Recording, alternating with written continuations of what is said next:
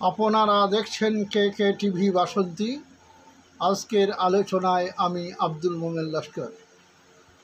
আলোচ্য বিষয় সায়াকোসিস ও গনোরিয়া রোগে হোমিওপ্যাথি ঔষধ অ্যাগনাস কাস্টের ব্যবহার।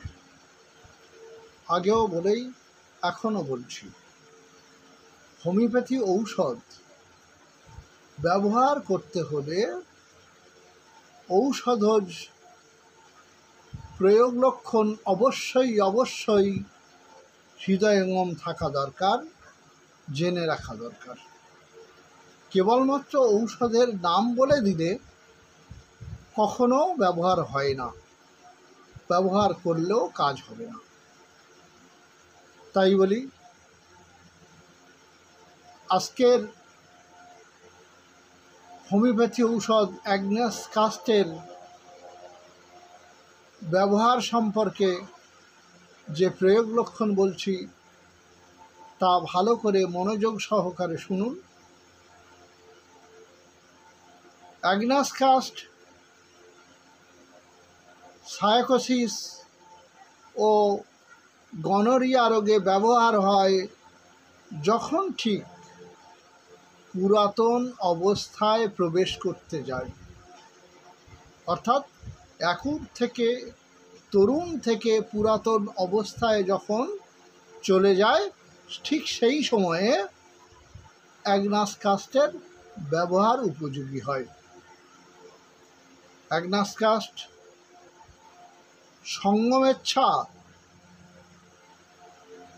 তেমন একটা থাকে না,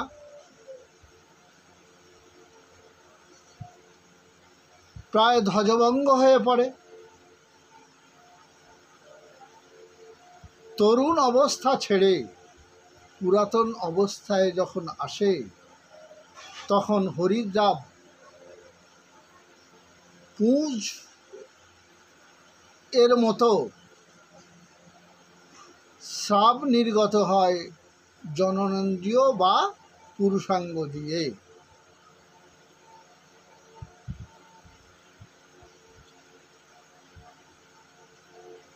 জননেন্দ্রিয়ে ক্ষত হয়, জননেন্দ্রিয়ের মুখে ক্ষত হয়, ঘা হয়।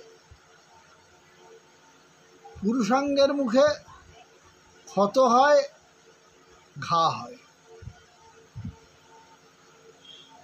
বন্ধুগণ, আজকের এ পর্যন্ত। ভালো থাকুন, সুস্থ থাকুন।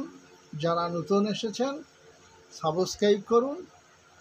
যারা সর্বদাই দেখে থাকেন, অনুভূতি জানাতে, অনুধাবন বোঝাতে